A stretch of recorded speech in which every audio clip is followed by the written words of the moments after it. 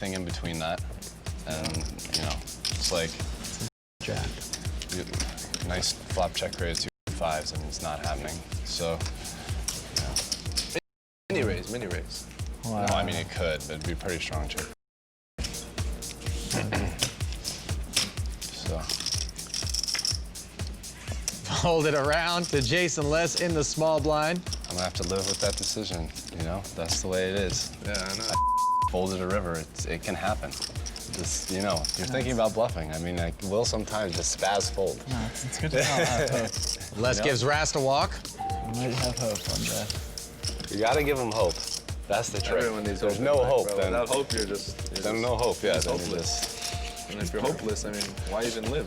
Yeah, Noah Schwartz really putting Brian through the ringer about that last pot, huh? Is this, you know, designed to maybe get Rast off his game?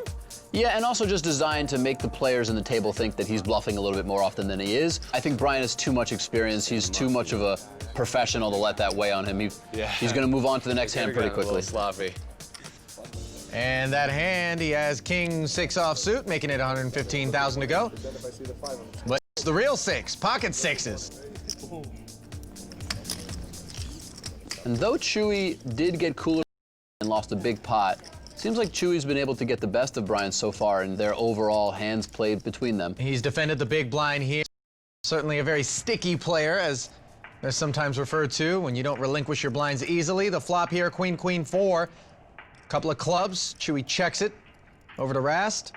Definitely a nice flop for Chewy's pocket 6s here. And Brian, true to form, continuation betting here.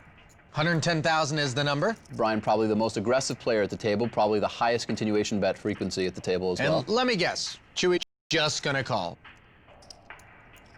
Yep, calls the 110,000. That's definitely the right play. Chewy hand not really strong enough to check raise and wants to be able to check call with a number of different hands. Pocket 6 is perfect candidate. Turn card, a deuce of spades. Chewy checks again. And the problem with Brian when he continuation bets so often is that he just very rarely has a hand that can bet the turn, so he feels like he's checking the turn all the time. River card is a 5. Very good run out with both the turn and the river being under his pair. Chewy bets 315,000. Pretty hefty size. I like it.